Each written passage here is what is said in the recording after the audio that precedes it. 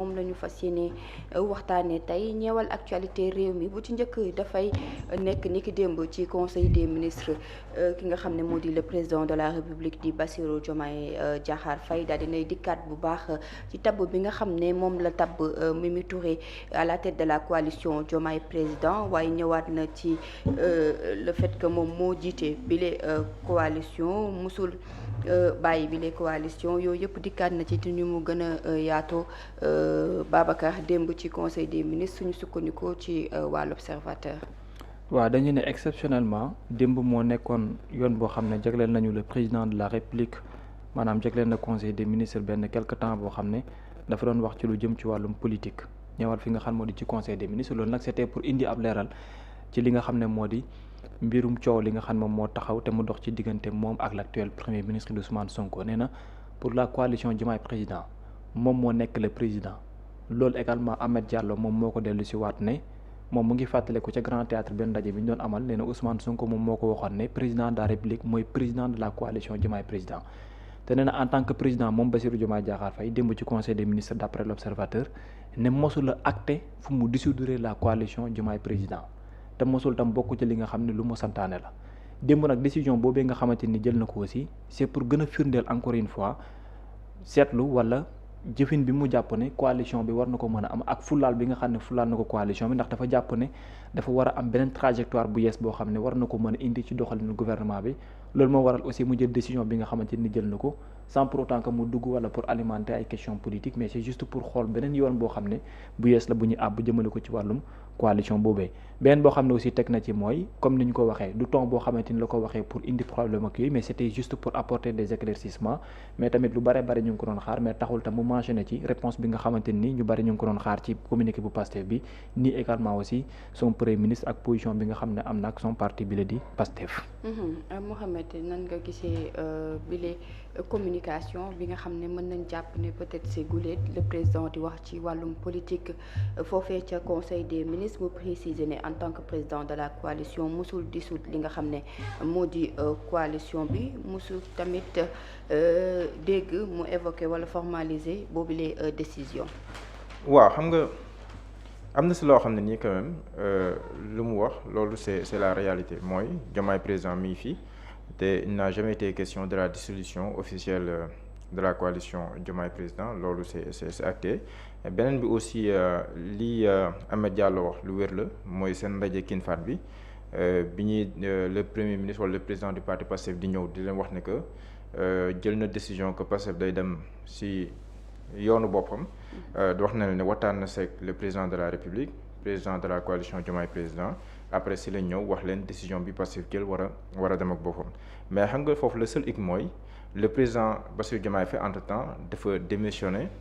de son poste de secrétaire général du Pastef te man je vois mal nga démissionner si ce poste général du parti Pastef ba pare di présider ak coalition te yaa ngi naawoon que bi ngay def loolu c'était pour nga consacrer exclusivement à tes charges présidentielles nekk au-dessus de la mêlée donc boo démissionner Pastef nekk une instance politique boo xam moom nga am di présider waa Diomaye président une autre instance politique loolu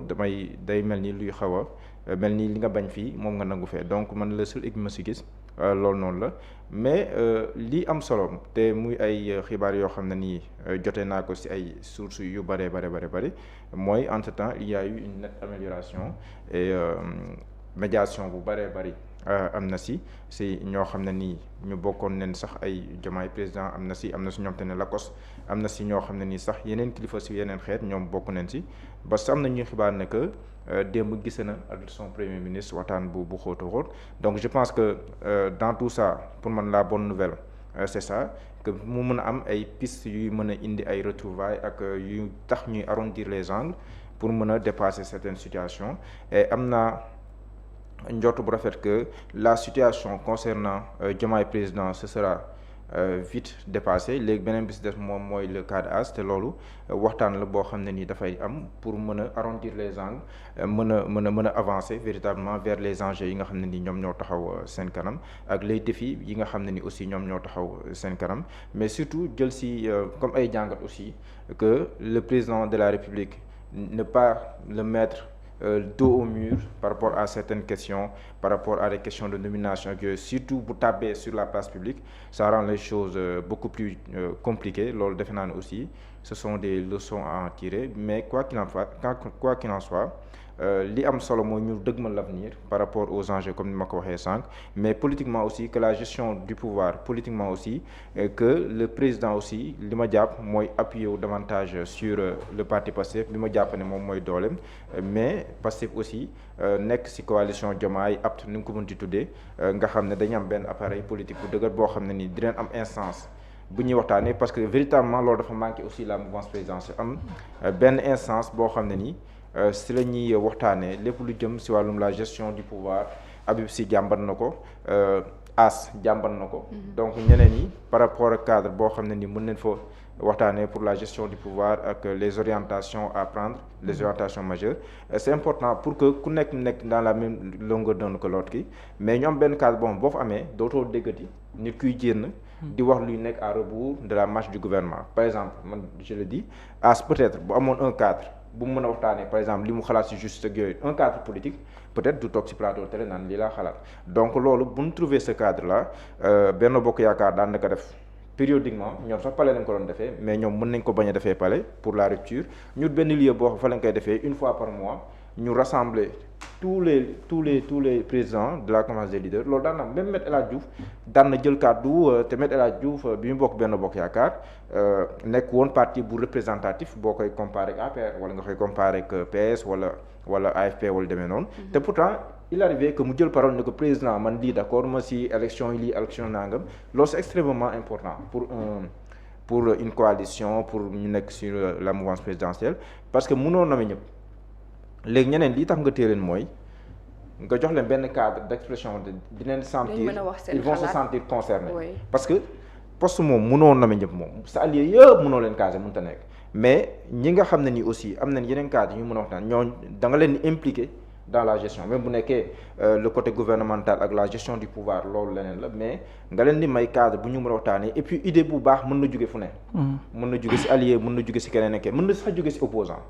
te président de la moom moo ne woon dafay déglu ñëpp, day déglu opposant parce que jàpp nañ ab opposant mën na wax loo xam ne ni si biir wax ji am na si loolu mën naa jëriñ président de la république. Donc ku am ouverture ba am ouverture say opposant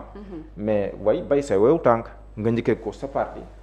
instance yi di ko waxtaanee foofu d'abord, ensuite ci coalition bu dëgër boo xam ne da ngeen fa weccoo ay xalaat. Après loolu daf lay gën a dimbali dans la gestion du pouvoir ak ni nga war a sauver les enjeux majeurs ak yenn problèmes yi approche bi nga xam te ni moom nga ci am, parce que véritablement le président de la République a besoin de cela, sinon il va sembler un peu seul. te poste de président de la République mooy poste bi gën a ingrat ci poste yi nii am ñu ci wàllum état. Président Macky Sall bi ñu nekkee ci jamonoy Covid bi Dr Ahmed Khalifa Niass ne woon na bi mu ko seetee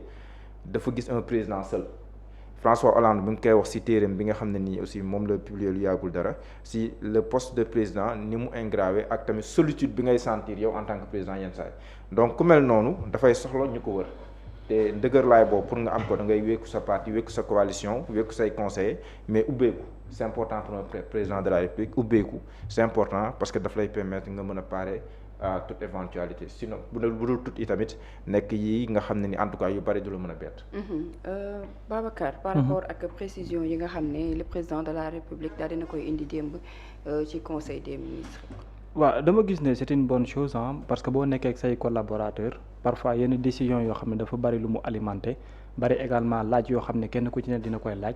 wareef la aussi nga indi une explication, parce que loo xamante ni du yem ci volet politique bi mais dafay laal sax sa gouvernement. Kun jàpp naa ne ñi ngi ko sékkal quel qu'en soit c'est permis c'est pas permis, laaj na sax même boo toogee ak say ministre nga expliquer leen, parce que am na loo xamante ni mën na ko indi ci biir doxalinu gouvernement bi. Parce que man loolu laa gëmaat encore une fois, parce que dama ne démb maa ngi lay wax na la ne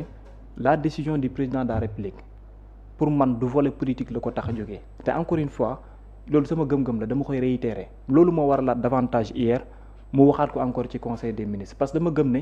li ko waral mu jël ne dafa attaché wu sur la coalition Diomaye, dafa jàpp ne aujourd'hui sa production dafa war a dépasser volet politique bi ñëw tàbbi ci volet de construction ak volet de proposition ak volet d'idée pour la marche du gouvernement. man loolu laa yaakaar ne moom la teg gu fu mu toll nii te loolu la gëm pour man nag mu sore lool ak des ambitions personnelles politiques yoo xam ne président bi lal na ko ci boppam parce que loolu bu fekkente ne taxaw na tey mooy pour man benn côté moo koy gàllankooragum loolu nag moom laa posé wu question est-ce que dina ci deltu ginnaawam déet parce que pour man c'est une mauvaise décision de prendre quelqu'un boo xam ne la taxaw nga yëkkati ko mooy trouver une solution par rapport à une situation bi kan la woon mooy Aïda Mbodj par rapport ak ñi nekk biir coalition Diomaye pour bëgg a régler situation boobu nga ne da ngay indi Aminata Touré te tey bi ngay indi Aminata Touré même problème bi moo persiste donc pour man tey il faut que mu defaat benn revue par rapport ak cette décision là benn bi nga xam ne également tegwaat na ci mooy parti politique diggante le président de la République ak Pastef dafa am foo xamante ni tolluwaay la dafa am tam ëllëg boo xamante ni moom lay jëlagum parce que man li mu wax kese loolu laa mën a retenir gum kan la mooy il a des ambitions ces ambitions lan la mooy mettre ci fauteuil bi ki nga xamante ni depuis presque plus de 10 ans moom la am yéene pour teg ko ci fauteuil boobu noonu pour man loolu dañul te déplacé wul te changé wul au fond du président de la République man loolu gëm naa ko politiquement ci benn côté beneen bi ci tegwaat na mooy ça peut se comprendre aussi parce que ñaari nit ñoo xamante ni am na nu ñuy ànde am na nu ñuy doxalee mais kenn mënul wax ba désaccord du tegu démb barki démb y a des personnes yoo xamante ni ñu leen yàgg a jege lañ yàgg a ànd ak ñoom man damay discuter ak ñoom mais à chaque fois ci li ñuy faral di gën a dellu si waat lenn la mooy am na situation yoo xam ne boobu nekk guñ sax ci nguur parfois ñun daf ñu daan dépassé buñ toogaan ak ñoom sur une table par rapport ak seen échange wala seen ay discussion pour dire que ne question de désaccord oui ce sont des réalités qui existent entre ñaar ñoo xamante ni danañu ànd léegi nag li ñu ci mën a àbb mooy ëllëg gi la beneen bi nag mooy une précision parce que pour man dans la coalition Diomaye bu fekkee le président de la République moom moo resté pour nekk le président de la coalition est-ce que am na prérogative di démettre wala ndax di toxal foofu question ngay posé wu mais mën nga répondre ne oui sauf benn côté mooy il a toujours cherché à avoir l'unanimité wala l'unité kon la gënoon mooy balaa muy jël décision bi mu woote waxtaan ñu sekku ko seen biir mu woo leen na leen ne comme ñoo bokk coalition bi en tant que président je veux prendre une telle décision yéen ñi bokk ak man coalition bi lan moo ci nekk seen gis-gis ba ñu jox la seen avis ba noppi nga doog a jël nit ne kii tabb naa ko mais la fekk mu jékki-jékki moom jénnee benn signature am tabb kenn mooy problème bi te problème bi dafay gën di persister parce que benn instant di nga dem ba dina am loo xam ne ñàkk déggoo lay indi nga tegaat ci encore peut-être doo atteindre sa objectif loolu dafay taxaw donc pour man foofu désaccord la boo xam ne il faut ñu trouver solution nu mu gën a gaawee concertation moo waroon a am avant prise de décision bi di am mais est-ce que loolu amul parce que comme bu ñu sukkandikoo ci propos yi nga xam xam ne non xam nga déjà wax naa la fii na la ne man ce qui est sûr et certain te ma yëg ko mooy le président de la République décision bi mu jël pour Mimi Touré premier ministre Ousmane Sonko yëg na ko bien avant que mu koy acté. oui kon foofu mën nañ jàpp ne concertation am na. non parce que du ñoom ñaar ñoo sekk c'est vrai que Pastef moo gën a mag dans la coalition mais am na ñeneen ak ñeneen parce que lan moo tax mu bett leen ba xuloo di am parce que ñooñu noonu lañ ko yëgee ndër le fait que également le président de Pastef souligné ko ci terrain meeting bi ça veut dire qu'il était déjà au courant de ce qui s'est passé kon yëgoon na ko déjà donc pour man waxtaan bi dañ ko waroon a sumb ñoom ñëpp ñu bokk ko le président de la République déplacé woon dem waxtaan ak ñoom pour jaajëfal leen remercier leen waroon naa mën a am aussi possibilité ñu mën a toog feneen pour waxtaan ba trouver une solution sur la coalition Diomaye comme nee na moom il tient à la coalition loolu la wax dafa ne dafa tenir ci quoi dafa am lu muy tenir ci coalition bi dafa am foo xam ne fa la ko teg dafa am yéene boo xam ne aussi moom la ci bëgg léegi nag yéene bu mu am ci nag dafa am loo xam ne moo ko war a mën a dimbale mooy mu teg koo xamante ni obligatoirement dafay def l'unanimité mais tant qu'il y a eu des désaccords par rapport à ces choix là na xam ne yéene bu mu mënti am ci coalition bi itam du am ëllëg te lenn aussi il faut ñu comprendre que le locomotive de la coalition bu Diomaye président ce n'est personne d'autre que Ousmane Sonko wala le parti Pastef loolu c'est une réalité kon tey bu ñu doon jël une décision daf ci am part de responsabilité boo xam ne moom moo ko moomal boppam te loolu tam il faut président de la République delloo ko parce que ci politique aussi amu fa parce que quand tu dis que non en fait boo déggee may la réeroo am na fa bien sûr parce que décision bi mu jël parce que le président de Pastef c'est Ousmane Sonko oui donc su fekkee concerté wu ñu ñoom ñaar kay réeroo amu fa non dama ne parti bu mag bi ci biir coalition bi Pastef moom moo ko yor pourcentage am ci biir coalition bi Pastef locomotive la ci carrément mais dafa am ñeneen ñoo xamante ni tam dañ ciy nekk la fekk mu bett ñeneen ñi ba ñuy xuloo Mimi Touré c'est parce que ñooñu yëguñu dañoo xëy rek gis ab communiqué. mooy les membres de la coalition. gis ab lettre voilà léegi fu mu toll nii waxtaan bi waruloon yem ci diggam ak peut-être Ousmane Sonko. mais waroon na mën a continuer ba mu nekk parce que lu ñëpp bokk des koy waxtaanee kenn du jékki-jékki rek na say dugal dara parce que la fekk Mimi Touré dugal déjà communiqué lettre bi sax ça cause problème parce que ça appartient au président de la République de mettre cette lettre là dans le groupe peut-être bu fekkente ni mu ngi fa. pourquoi lettre bi mu adressé ko directement Mimi Touré pour que Mimi Touré dugal ko ci biir groupe bi après dafay def problème mais su fekkonte ni président moo ko dugal ci biir groupe bi mën na bañ a am sax toole bi nga xam ne ni am na ko ci bi Mimi Touré dugalee donc pour man problème bi am yëpp lenn la mooy foofu la njumte bi ñëwee déjà yaa ngi bëgg solution far créer problème beneen bi mooy tamit yaa ngi def sans pour autant que nga waxtaan ak ay nit après dafay am toole boo xamante ni moom la indi mais loolu noonu yëpp sont capables de les dépasser wax naa ko démb waxaat naa ko Ousmane Sonko ak Bassirou Diomaye Diakhar Faye capable bañ nañ pour dépasser ces situations là non seulement waxuma la l'apport des autres pour jéem leen jubale wala leneen la mais ñoom ñaar kese ils peuvent régler leurs problèmes ñaari nit nag bu ñu mënee am ay désaccords te mën di régler seen ay problèmes bu ñu jotee noppil. alors Mohamed ban conséquence politique la clarification bi nga xam ne le président def na ko mën na ko jur. conséquence. politique politique par rapport ak bon je pense que li am solo nekkul forcément di ko waxtaan ak ay ministres ak yu demee noonu parce que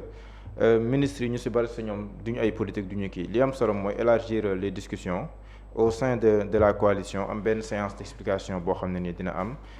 dooree ko ci Pastef mu law ci coalition boobu tout le monde mën a nekk au même niveau je pense que fondamentalement loolu la peut-être que lii c'est une première étape mais qui va inévitablement nous mener vers cette étape ba nga xam ne dina am une séance d'explication boo xam ne nii dina am entre le président de la République le président du parti Pastef et leurs autres alliés ñu benn cadre bu ñu mën a waxtaanee ñu définir les orientations loolu tamit dina calmer bu baax a baax les ardeurs ba nit yi xam léegi fan lañ jëm lan mooy yéene bi ak lan mooy jubluwaay bi je pense que loolu c'est extrêmement important mais seulement problème aussi ci biir coalition bi mooy am na si ñoo xam ne bu ñu waxee da nga yaakaar say opposants lañ donc loolu yëpp tamit boo xoolee bokk na ci li yenn position yi moo tax président parti Pastef keroog ne allié waroo xool nooy jaxase mais da nga war a xool nooy rataxalee diggante loolu dafa am na biir Diomaye président donc mais problème bi est-ce que nekkul na ñenn ci ñoom dañoo jàpp ne attaquer Ousmane Sonko c'est satisfaire à Diomaye parce que ñu bari ñi attaqué wuñ Diomaye de mais li ñuy attaqué ci biir gouvernement bi il attaque Ousmane Sonko bu nekkee loolu la kon problème la waaw bu nekkee loolu la waaw bu nekkee loolu la comme problème mais seetlu rek parce que ñi nga gis ñuy critiquer ñëpp oui non c'est vrai Sonko la ñu kii voilà mais bu nekkee ne li ñuy teg yëpp mooy damay attaqué contre Sonko la mais bu peut-être pour ne naa neexal Diomaye bu nekkee loolu na problème la parce que principe de départ moo nekkoon lu neex Diomaye neex na Sonko lu nakari Sonko nakari na Diomaye ku xas Sonko Diomaye nga xas ku xas Diomaye Sonko nga xas loolu lañu jaayoon n'est-ce pas au départ loolu lañu jaayoon Sonko mooy Diomaye bu demee ne ba ñu xalaat ne boo xasee Sonko yaa ngi def lu neex Diomaye loolu ça pose problème yàlla bu mu doon loolu kon waaye loolu kon ça va poser problème mais am na ay alliés yu xalaatee noonu c'est vrai mais soo koy def aussi te kenn promouvoir la gisul loolu dara waaw da nga war a yaakaar mën a xam ne parce que mental nee na am na ku doon bind SMS naan nan ma jox poste bi bu poste bi baaxul nan ma jox bii bu poste bi baaxul léegi kooku quelque temps après gisul dara ma commencé tirer ci Sonko parce que dafa jàpp ne Sonko moo ko xaj nomination parce que ñu bari ci ñoom tam dañoo jàpp ne lu ñu mënul am ci Diomaye c'est à cause de Sonko bon mais en tout cas loolu am na si te loolu ça pose problème loolu ça pose problème moo tax ñooñu il faudrait que tamit ñu dimbali le duo mooy ne pas les mettre face à face mais ñu mettre leen côte à côte parce que ñu xam ne ay ñaar ñu ànd leen mënoo xalab kii bëgg a tagg keneen ki mënta nekk c'est vrai qu'ils ont des tempéraments différents des styles différents des postes différents ak yooyu noonu parce que Ousmane Sonko liberté bu mu am at kii bi c'est peut-être parce qu'il est premier ministre mais bu noonu ba nekk président de la République peut-être am na lu muy wax en tant que premier ministre du ko mën wax parce que poste de président de la République moom mooy tollu foofu donc dimbali leen ñoom ñaar c'est ne pas jéem a dugg seen diggante ñoom ñaar loo xam ne nii mën na indi ay jaxase mais loolu je dirais que loolu mën na nekk un obstacle bëri na ñoo xam ne dañoo nekk fii ñoom nee neen Sonko Diomaye mën defa Sonko or loolu dafay doon loo xam ne lu jafe la mais nen teg lépp balaa terre waxtaanee ko et puis ñu mën koo dépasser mais en tout cas daal li ma la wax mooy Diomaye président lu nakkaree lijjanti la moom lu nakkaree lijjanti sa gëm ndaje Ousmane Sonko beeg ñoom aucune faute rek moo nakkar woon lijjanti jour boobu waxtuma laa keneen jox coalition bu nakkaree lijjanti la nag man je doute même que le président Diomaye soit dans le groupe WhatsApp mën na fay nekk nag à travers benn numéro inconnu ak demee noonu parce que quelqu'un m'a dit même que Sonko mi ngi fa mais si numéro bu ñu xamul xaw ma ndax c'est vrai ou pas mais je doute que le président il soit mais bu si nekkoon dina am solo parce que dina permettre muy gis sans mu wax waaw sans loolu day tax nga mën a jauger la température du groupe te day may écho ñun ñi ni mën a toogee fii damay écho naan la Mimi Touré 19h17 la gën a groupe bi. mais Diomaye n'a pas besoin d'y être obligatoirement et forcément aussi. mais pour koy rendre compte mais booy présider benn affaire. waaw xam nga nee na moom moo koy présider. xam nga man démb man mi du ma ci dara. te man déjà li ne ci groupe bi li ma ci gisul bariwul. waaw loolu laa parce que ma ne bu nekkee ñun ñoo ko mën a yëg. wax la lépp lu bu nekkee ñun ñoo ko mën a yëg. à plus forte raison le président mais je veux dire bu fa nekkee moom en tant que koy présider dina tax muy palper la température du groupe muy xam. waaw par exemple am na loo xam ne peut-être bu ko bàyyi woon xel du tànn Mimi Touré. ah oui bien sûr. parce que xamoon na Mimi Touré mais tànn Mimi Touré bi dafa bëggoon poser wàll acte parce que le premier Ousmane Sonko taxaw na ci kanam mbooloo mi. am nu mu waxee. léegi man dama jëm ne bokk na ci il voulait marquer son autorité. moo tax mu jël et il l'a fait léegi nag il faut dépasser ça parce que aussi kilifa kenn ko sa simir lu ma doon wax. kilifa boo ko sa simir rek parce que boo ko tegalee loo xam ne ni bu ko defee problème la bu ko defee problème la bu ko defee problème la dans la mesure où day naan xoolal président la boo xam ne ni da nga koy defoo rek muy def. kon jàpp nga ne les propos du président de Pastef Ousmane Sonko waru woon dem. non pour man c'est une erreur. mais est-ce que du dafa ñàkk solution. puisque ni waxtaan nañ ko seen biir. mën ne ma wax loolu waaw mën ne ma wax loolu que waxtaanee nañ ko ñoom seen biir waxtaanaat moo tax mu wax ko en public mais am na loo xam boo ko waxee kilifa en public rek sa suñu ko si mur bi mooy li ma la wax bu ko defee. opposant yi jug ne xoolal président la boo xam ne nii premier ministre mooy da nga koy dicté muy def. mais bu ko deful mais problème la mooy li mu jur. mooy day naan désavoué na ko. waaye mais au moment où le président de la République avertir le président de Pastef ne ko la coalition. justement diw sàngam laa bëgg mu jiite ko y avait possibilité de trouver une solution bien avant que. léegi nag parce que bu ko Ousmane Sonko yëkkatiloon ci penc mi tamit. nit ñi nii la ñuy xëy rek après gis li xew. ça peut ajouter du feu aux poudres comme ni nga koy waxee parce que président si biir comme ñu ngi. président depuis le 10 septembre. kon ñu mën a jàpp ne le président du parti Pastef dégg nañ parce que ni mu waxee il a insisté sur le mot coordonnatrice waxul coordonnateur de. coordonnatrice kon am na lu mu yëg moom. bien sûr donc loolu yëpp mën na tax président nit la rek la bëgg a poser benn acte pour am lu mu wane mais acte boobu war nañ ko mën a dépasser d'autant plus que fu mu toll nii buntu ubbeeku na. Aïda Mbodj elle est contestée. Mimi Touré est contestée. léegi ñoom ñaar bu ñu utee benn coordonnateur parce que lii sax nekkul kii war a coordonner kii war a mener le processus vers la restructuration. loolu rek la mooy mission vers la restructuration. waaw léegi mën nañ trouver consensus te boobaa kenn du ne yow yaa dellu gannaaw damaa tànn kii buggul ma tànn kii buggul léegi ñii war a kii xool ci ki nga xam ne d'accord nañ ak moom. te voilà après comme ça on va couper la poire en deux duñu wax ne le président a fait preuve de faiblesse duñu wax ne le président du parti Pastef a fait preuve de faiblesse au contraire dañu naan ils ont fait preuve de dépassement. mais ce que l'on doit chercher dans la coalition il y a des profils yoo xam ne man ñu ma xam la qui sont très loin d'être des politiques maanaam boo déggee politique pas dans le vrai sens du mot mais qui sont des technocrates yoo xamante ni mouvement la ñu yor bëgg juste joxe seen participation te am nañ également vécu bu war a mën tax bëri na si même Habib Sy sax mën na ko âge may na ko expérience may na ko tey c'est une personne qui concilie mais bu dul Habib Sy il y a d'autres gens dans la coalition ñoo xam ne mën nañ ko ñu am jot war koo mën a def te loolu bu ñu ko defee après kenn du ne kii moo dellu gannaaw donc je pense que léegi fi mooy daanale mooy ñaari nit bu seen laale mënee jur lu mel nii il faut essayer autant que faire se peut muy bañ di tàbbi si penc bi parce que bu su tàbbee si penc bi rek mën na tàbbi foo xam ne ni après chemin non retour point de non retour lay nekk dès lors que mu tàbbi si penc mi président jël décision moo tax mu jur coow bu nekkoon ne si biir la président jékki-jékki rek tànn Mimi Touré peut-être waa Pastef dinañ ko kii ak yooyu mais du àgg fii mais comme àgg na fii léegi dañuy dellu rootuwaat comme on a des nouvelles selon lesquelles léegi il y a eu discussion c'est tout ce qu'on souhaite c'est tout le malheur qu'on leur souhaite mais nañ dem si loolu davantage de concertation te lii nii bu amoon. démb lañ ko door dans la journée. dans la soirée. waaw man on m'a ba ci bés bi yëpp yëgal continuer nañ ko. man on m'a dit pour waxtaan diggante Sonko ak Diomaye. on m'a dit ça ba ci ñoom ñaar di nga bu amoon cadre de discussion duñu àgg fii. foofu noonu dañuy def choix il faut ñu créer cadre de discussion di ci waxtaanee par rapport ak yenn les sujets profils yi di destiné wu comme ça ñuy ut ay solutions ak kii ça va permettre d'anticiper sur beaucoup de choses sinon bu cadre de discussion amul rek wala ñu yemal ko si ñaari nit kese amul cadre politique bu ñu koy waxtaanee si li nga xam ne dafay concerner la coalition parce que li concerne la coalition aussi faut ñu koy waxtaanee waa coalition bi. mais est-ce que amul tam leneen lu gën a xóot loolu. certaines personnes Diomaye qui n'a pas ses ambitions mais d'autres qui ont des ambitions pour lui pour 2029. waaw loolu am na si. xam nga ça devient problématique. loolu am na si moom il réitère que ne. loolu am na si noppi sax moom il réitère que ne il n'a pas des ambitions pour 2029. mais am na ñu koy naan mais am na ñu koy naan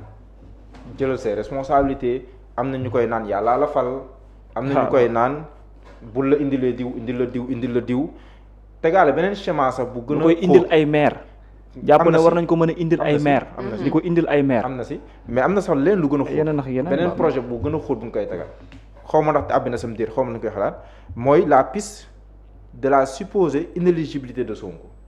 loolu yëpp gars yi dañ koy teg si kanamam léegi nag Diomaye moo war a taxawaay boo xam ñoom ñoo amee seen majorité ñoo war a def nangam prendre toutes les dispositions nécessaires parce que 2029 tant que mi ngi tegu fàttaliku leen bi Ousmane Sonko merewoon di wax lan la wax kam moo fi indi waxi 2029. dafay di ça maa ngi gis ñuy kii di teg ay kii di wax waxi 2029 lan moo fi indi waxi 2029. loo xam jooju da ko gën a clarifier nii rek. mais dafa dooroon da ko gën a clarifier. lan moo fi indi waxi 2029 kon ça veut dire que te biir passé bu ñu wax waxi 2029 bu dul Sonko keneen ki la war a doon. léegi kon am na ñu doon liggéey à penser à 2029 loolu Sonko yëg ko alerte. et c'était très tôt au moment boobu. donc nañ am cadre de discussion même ambition en soi ce n'est pas mauvais. mais même cadre de discussion bon bu leen di may boo xam ne nii en 2029 bu leen neexee ñoom ñaar ñëpp dañ nekk candidat ku Sénégalais bëgg a fal ñu fal mais bu mu demee noo xam ne nii day am ay plan yu ñuy teg contre keneen ki parce que dès lors que loolu am mën na indi ay suspicion kenn xalaat na ñii ñu may ci nangam même bu nekkee question d'entourage ak yooyu c'est très difficile nag pour un président parce que mbokk day dugg xarit day dugg. mais il faut gérer conseil day dugg. donc waaw il faut gérer mais c'est très difficile pour un président parce que liy dugg en jeu moom mooy kii surtout wax yi ay jël say responsabilités kii sa premier ministre wala waxee ni ak yow ak yu demee noonu boo dul jàmbaar dëgg tu risques de céder donc loolu tamit waa Pastef ñoo war a mettre à l'aise le président bañ koo sës ci miiru wis bi mais aussi mbokk yi tamit ak xarit yi ak entourage ñu jàppale ko gën a dëgëral diggante bi parce que loolu moom mooy njëriñu Sénégal. bu ñu waxee lépp loolu moom mooy njëriñu Sénégal. parce que Sénégal antanul leneen lu dul loolu fu mu toll. bu ñu waxantee dëgg rek. alors ci